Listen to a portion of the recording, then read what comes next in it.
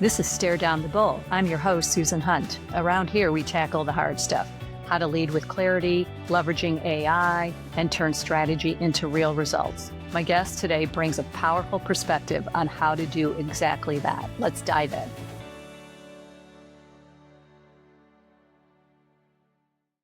Hi, everybody. Today on Stare Down the Bull, we're joined by Jack Meek, a former GoDaddy executive and now founder and CEO of AI-Centric CX, who spent his career shaping how companies think about customer experience, call centers, and digital transformation. We'll talk about leadership, the future of websites in an AI-driven world, and how Jack learned to anticipate change rather than react to it.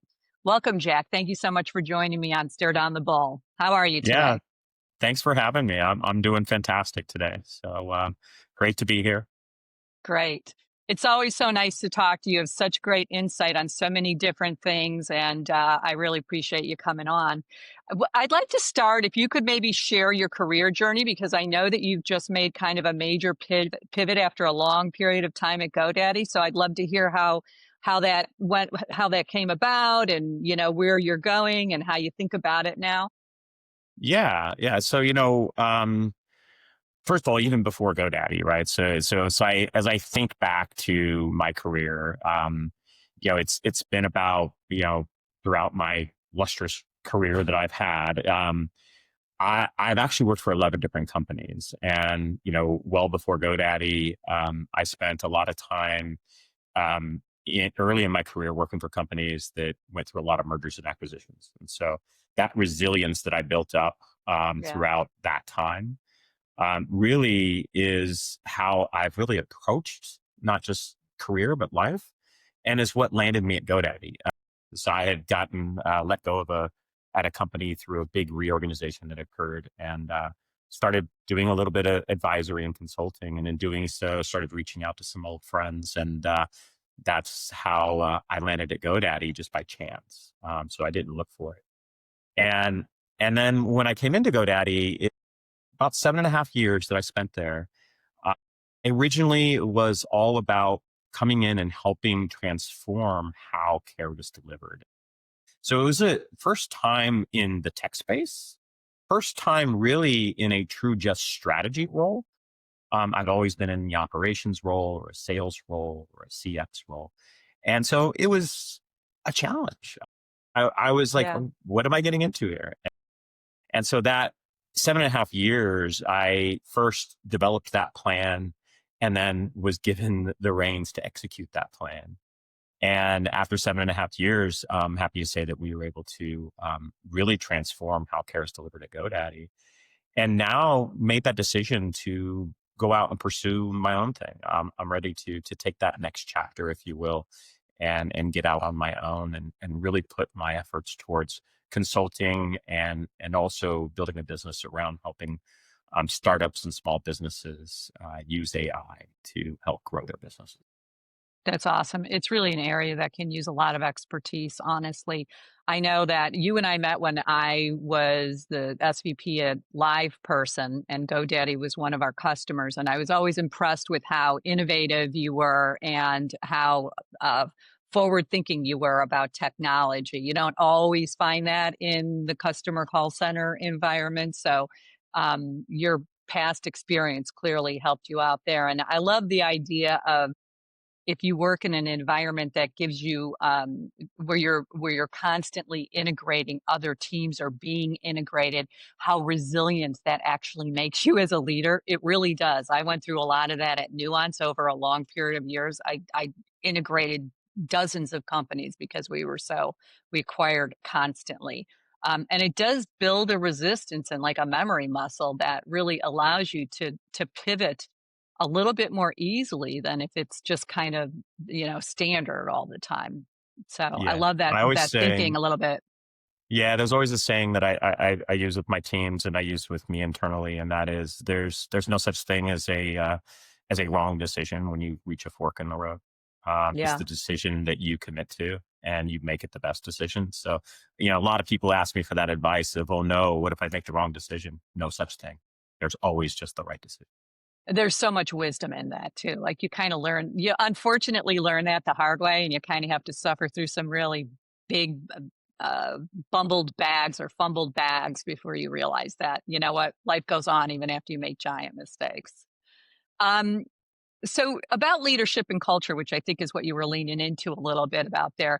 You always talk about leadership first as a culture. What does that really look like in your mind? How can companies potentially implement that same sort of thinking? Yeah, there's a lot that goes into that. And let me first, when I say leadership first, what does that mean to me, and how have I used that throughout my career, especially late in my career recently. And I tell my leaders, as they're prioritizing their day, as they're prioritizing their roadmaps, their effort, is always be thinking about what is leadership first, in the essence of everything that you're about to do. How does that show up? It shows up with, okay, how am I bringing people along? How am I going to make sure that I commit the time and energy and resources towards actually getting in and understanding the perspective that others have? If you're not going to commit to that time, what you'll do oftentimes is you will end up implementing things and or trying to execute, and the outcomes will not come as fast as you need them to come. And so how does that show up, as leaders? It shows up making sure that I always say, prioritize. Sometimes I drive my administrative assistant crazy because the one thing that I always say is, don't you dare touch my one-on-ones that I have with my leader. That is sacred.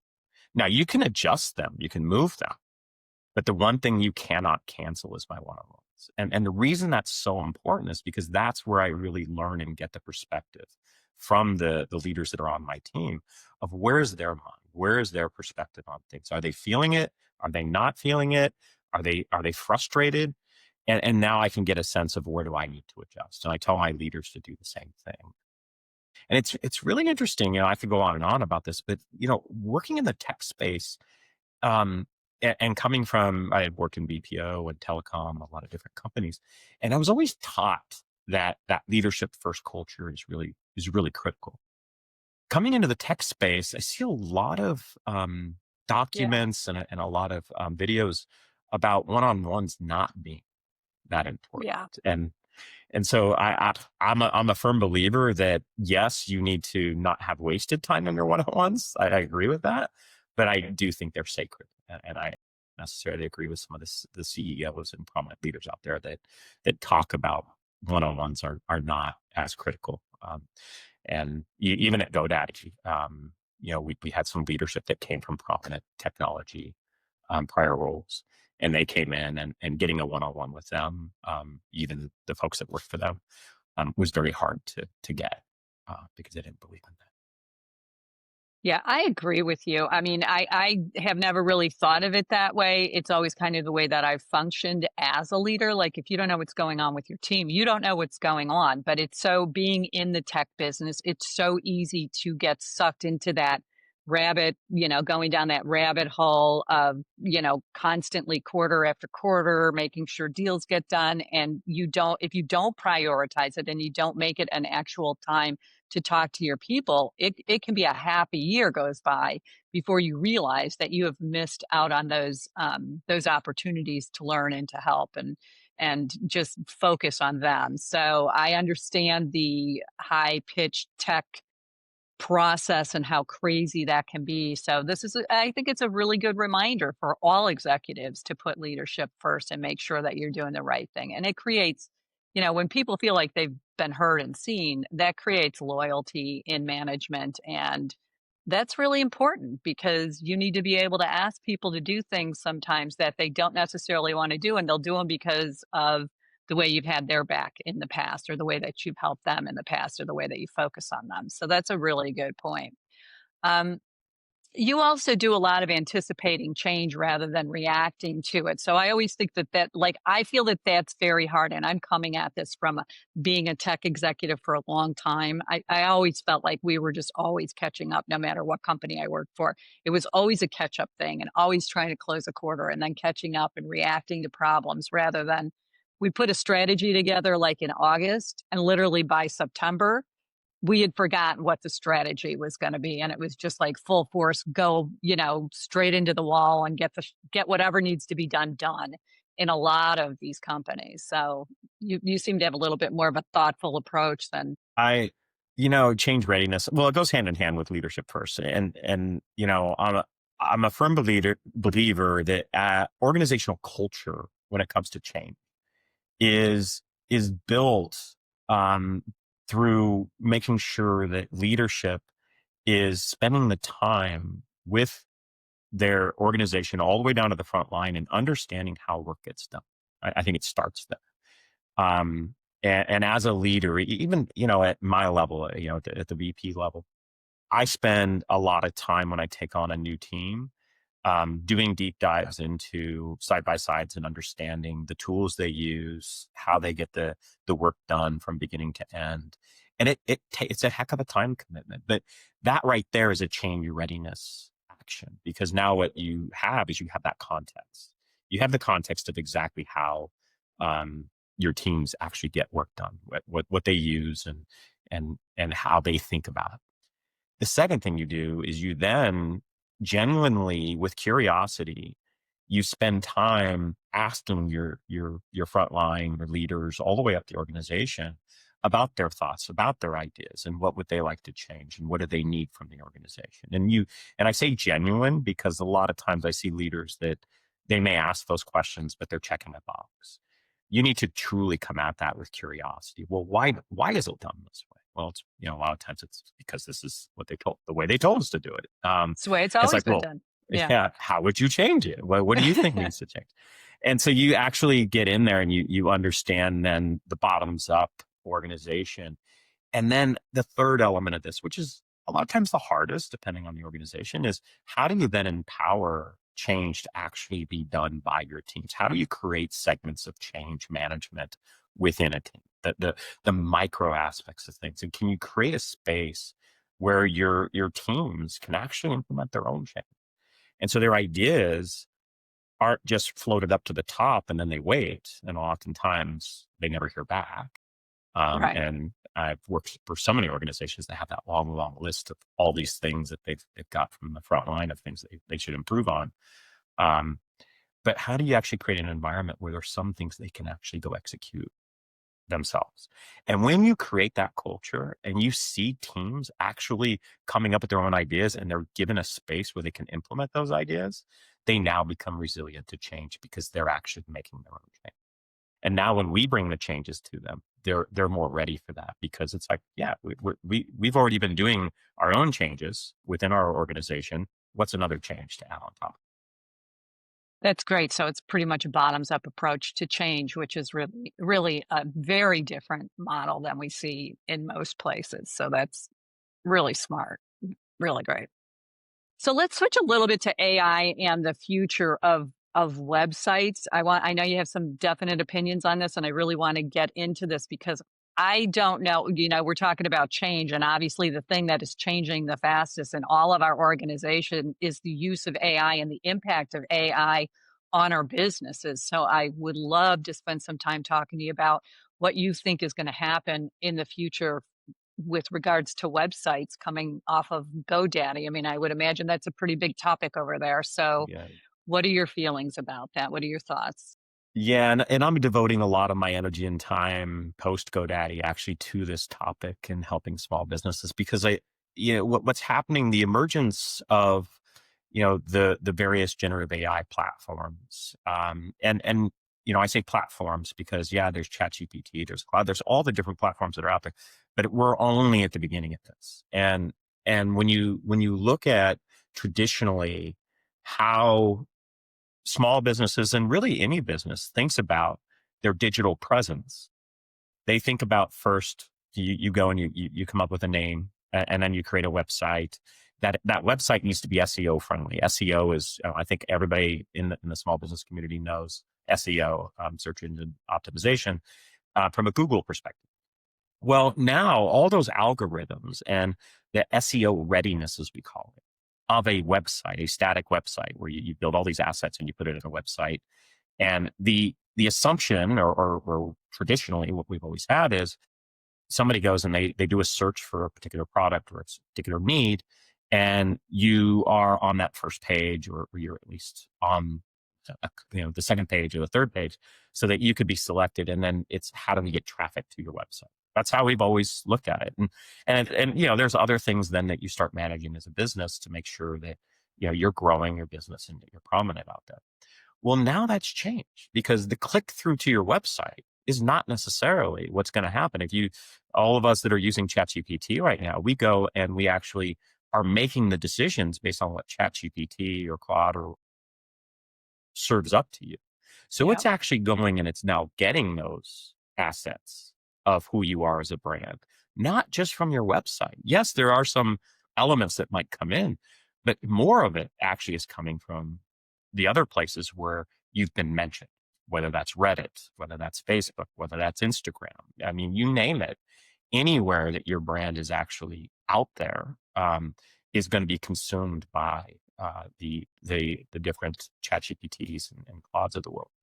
And so now your digital assets and how they're served up and how a consumer or a customer sees you as a brand can have a million different variations. It's not just, you always had that control of a website. It's like when somebody clicks through, they get to my website, I control exactly what they're going to see. And I manage what all of those assets. Well, now you need to be able to have assets that can be served up in those platforms.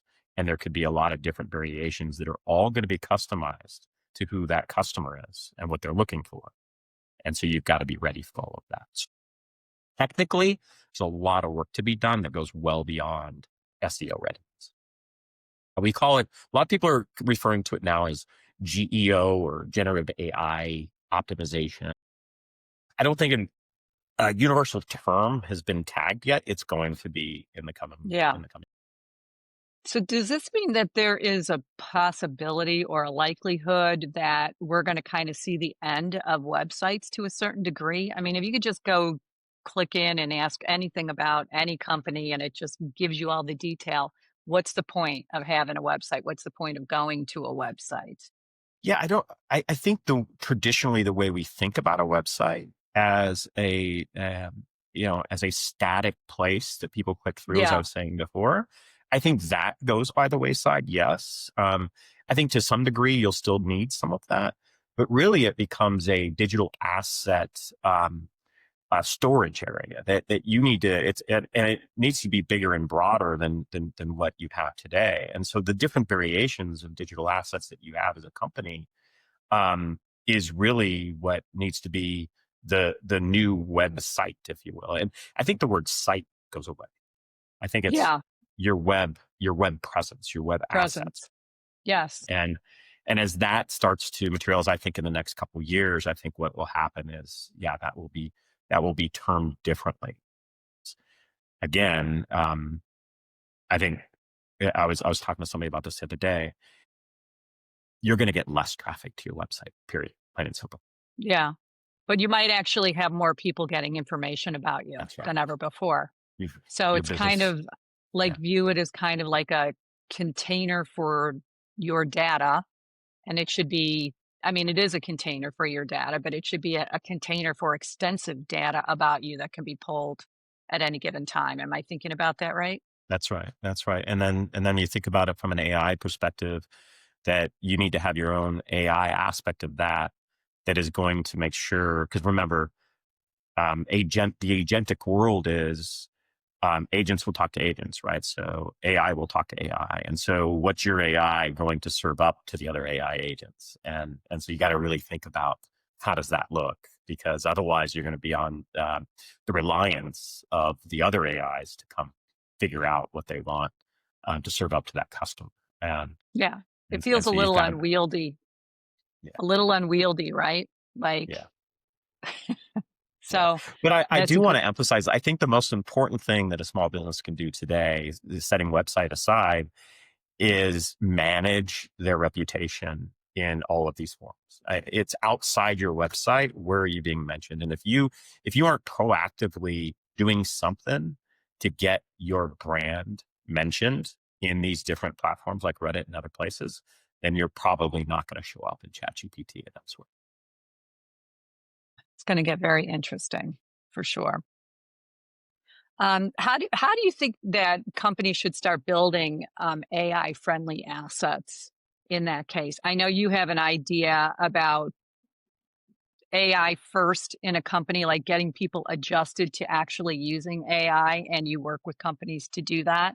You find that a place that there's been a lot of only Yeah. probably because it's been such rapid change that it isn't something that is really obvious within companies that they have to get their staff comfortable with what they're doing before they deploy Yeah. and fail something. So a little bit about that would be great. Boy, this is a topic. I was just at a conference yesterday speaking to this very topic, and it was interesting in the room asking some of the questions about AI readiness. And I had a room of about 50 people, probably about 40 different brands from all different industries. And these were leaders, prominent leaders within all of those different companies. And it's very interesting to me that the majority of these companies are and the people that are in these organizations within the company are waiting for the company to bring AI to them, to bring the change to them. Yeah. And whether you're a large corporation or a small business, what I believe is the most important thing that can be done today is that there has to be use cases. It goes back to the change readiness that I was talking about before. You've got to figure out a way to bring an easy to use AI environment to your organization as low as you can possibly go so that people can start using. And sometimes it might mean that they're just using it personally. And so you're somehow getting them to say, hey, do you have ChatGPT on your phone? Do you have it do you have it at home? And what are your use cases that you could use it for elsewhere? So how do you facilitate that so that people become familiar with it and comfortable with it? Because now they can start playing with it and understanding some of the different prompt engineering and the way that you can actually gather use cases of, hey, this would be a great way to bring AI to make my job easier, to make this more efficient, to do Yes. whatever it is. And as they start thinking through that, this is what we were talking about yesterday in the conference. Now all of a sudden the mindset changes because right now everybody's scared of it in organizations, especially, and even the small businesses I talk to. They're like, "Ooh, I'm not sure where to start, and I'm a little." And even some are saying, "I'm anti-AI. I don't like that. I want only human support for my customers, and AI is not going to give that." And it's just that it's interesting. So what I encourage people to do is, no, you need to just start playing. You need to start playing around with it. And one thing that we did at GoDaddy is we created a sandbox for our employees, and it was a game Okay. changer. And once we created that sandbox and people were able to start going in and playing in a safe environment for the work that they do day to day and actually start building use cases for themselves, whether it's writing emails and things like that, all of a sudden you started to see ideas just start pop up out of the organization on, hey, we could do this and we could do this. And so now they're ready for the more bigger changes that are going to come around the out. Now, with that said, there's still going to be the fear of, okay, AI is going to be able to do my job, and is my job going to go away? And that's very prominent, and that's unfortunately not going to change. But as I said to the group yesterday at the very end, you know, you can be a victim of all of this, yes, and you could just wait and see when AI is going to take your job because it's going to take some jobs. We all know that, Yeah, but it's also definitely. creating new jobs. And the 30,000 or so people that Amazon laid off recently, it's a great example of that. What is Yeah. missing from that is the fact that they're likely hiring another 10,000 people for other jobs that are AI related, With different managers of AI skills. with different skills. Mhm. Yeah, And that that's makes a that's lot the of sense. readiness that everybody needs to have. But that doesn't come unless you actually start using AI, figuring out a way to use it for everyday life, whether that's at work or whether that's at home. I mean, honestly, it changed my life. When Me too. ChatGPT came out, because it takes me forever to write stuff, and now it takes me for nothing to write stuff, like, Yeah, I love it. 3 minutes, Yeah. "Hey, I wanna have, 12 questions for Jack," boom, there's the questions, and then Jack can tell me no, right? But it really changed the way that I did business, and I do think the sandbox idea is a really smart idea for corporations because it's low risk for everybody. You're not going to the CEO and saying, "Hey, we want to do this at this level within the organization with AI." It's like let people play with it, let them understand it, let them feel good about it and get them moving in that direction. That is, I think, a very smart way to do this because it is overwhelming. It's overwhelming to the CTOs and CIOs as well. There's so many companies popping up, and it's probably why people like you and me exist, in that we understand the technology pretty well, and we could take a look at a smaller company and look at things like, how is this solving a problem? Does this make sense for a big company? Would this be something that a CTO, because they can only really evaluate so much within even the largest organizations, and they tend to kind of stick to the bigger players because it's, the old nobody ever got Yeah. fired for buying Xerox, I think it was. Right. Somebody probably eventually got fired for doing that, but they'll think of like, okay, we'll do Copilot. That seems safe from Yeah, yeah, Microsoft yeah. or wherever. But in the Yeah. meantime, there's like these brilliant people that are building these incredible assets that probably aren't even hitting anybody's radar in some of these companies that can Oh, yeah. really be a game changer for these companies in different suites, little areas. And I think the guys that actually focus on one area of solution, an actual use case that makes sense, that they can show instead of having this boil the ocean kind of idea, if they can get into companies and talk about those particular points that they can solve, those pain points they can solve for executives, Yeah. that's where you make the most progress. But it's hard for them to get in. It's a very difficult for them to get in. So Yeah. you and I and a few other people are trying to solve that with some of our connections that we have, and we have to obviously be very careful in who we bring to our trusted contacts. But I think there are a lot of really good little companies out there that are doing amazing Yeah. things too. So, Yeah. yeah. Very much so. So I always ask this question on the show because the name of the show is Stare Down the Bull. And if you're in business long enough, you're going to be put in a situation where you have to stare down a bull, which is just, like a messy situation, something that looks impossible to overcome. Can you share with everybody one of those that you have gone through and what the outcome was and how you moved forward after it? Yeah, I've had so many in those stare down the bull Yeah. moments. I mean, but the one that I always go back to, uh, I got hired as a vice president into an organization. This was probably about 15 years ago. And, the CEO was part of the hiring process for this company. And they were, the job was great. It was, you're going to take on our largest account as 100, or actually the largest account was like $250 million account. And very stable, had some growth opportunities, but they really wanted somebody to come in and really maintain the relationship and have some marginal growth on it. But there was no issues with it, meaning the relationship between the company and the client was very strong. So I was like, Jack, we want you to come take this. And I was very excited about it. Signed the offer letter, and the second day of starting the job, the CEO pulled me into his office and said, little change of plans. We've got a problem. And I said, oh, what's that problem? Our second largest client, which is about 100, is threatening to leave us and Yikes. is in turmoil. And they don't like the leadership. The performance has not been good. And we're susceptible over the next year to lose the majority of it, if not all of it, if we don't change things. So I'd like you to take over that account instead. Wow, that's a big change. And so I took on that challenge, and he, I will say well, what a wonderful CEO, leadership first. I mean, he said, he goes, this is not on you, right? I need you to come in and put your best foot forward to try and turn this around. But if we lose 50 million, we lose 100 million, it's not on you. This was all done before you. And and I need you to know that you need to come, let us know what resources you need. What can we do to clear the path on getting that relationship built back up? So I went into that role, and I'll jump to the outcome of it and then talk a little bit about how that, a year and a half later, not only did we maintain it, but we grew it. That That's great. account, I ended up growing it globally. We opened up 3 new locations with that client. in places that they had never been, and the trust was just um, better than it ever had been. And the way I did that was through some of the things I talked about earlier.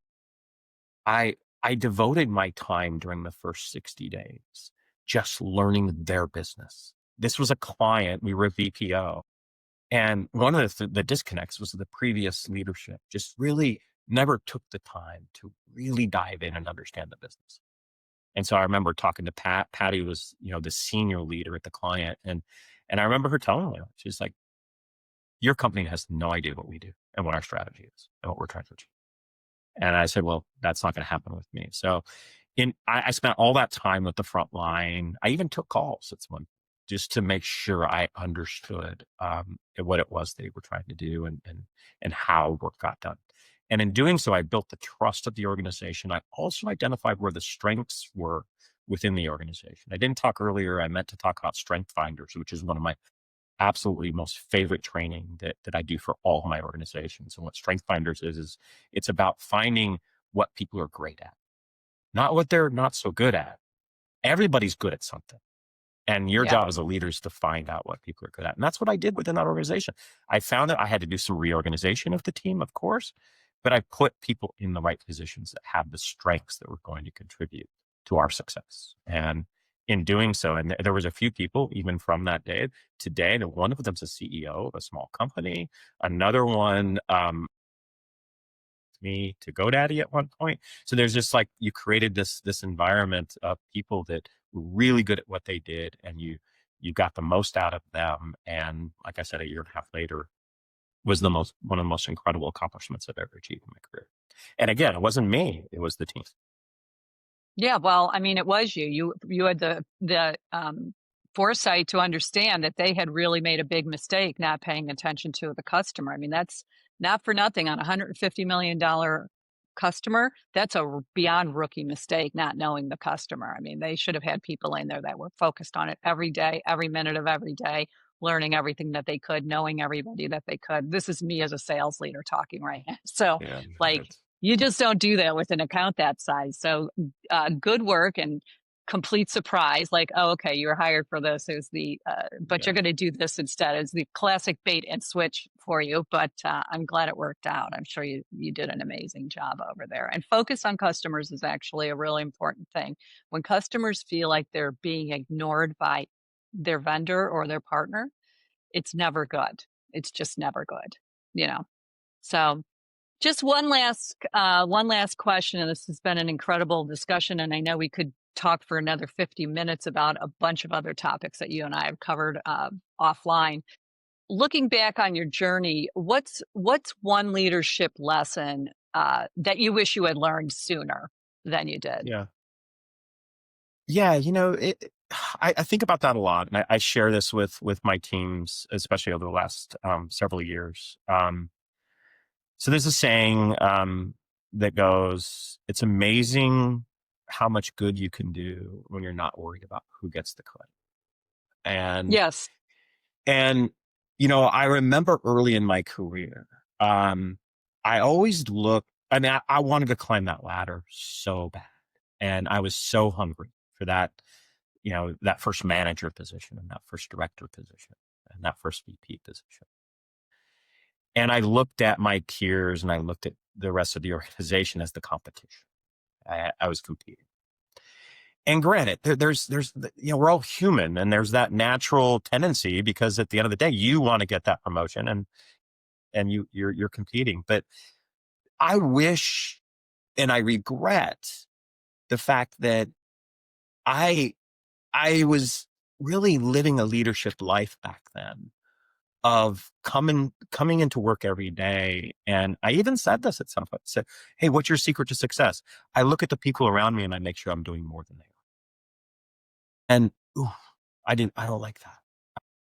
Now, 15 years ago, I had the realization that no, that is not the right way to lead. The right way to lead is to look at your peers and look at the organization and give as much as you can. And then if you get, that's great. The time will come, things will happen.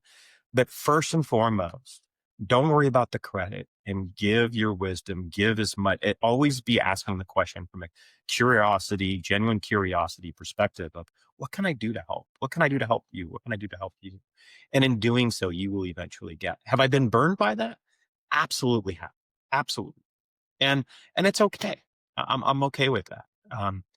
Because yeah, I've been passed up from positions and things like that. Maybe I don't know, but you know what? That's okay because at the end of the day, I'm living a life of values around. All I'm going to do is live my life to give as much as I can, and hope that that gets me what I need in life. It always does in the end, Jack, right? Yeah, Like, yeah, it really does. Like, you can't nobody can ever give you a hard time for doing that, honestly. I totally agree. Well, thank you so much for joining us today on the show. I really appreciate it. I really appreciate you giving me some time, and, I hope you come back and we can continue yeah, our conversation. yeah. My pleasure. It's been All great. right. I'm sure there's some other Thank topics we could dive into. Oh, But yes. Oh, yes. Thank thank you, you. Jack. Bye bye. Thank you for listening to Stare Down the Ball. If today's conversation sparked new ideas, share it with a colleague and keep the momentum going. The future belongs to leaders who act, so subscribe and join us again next week.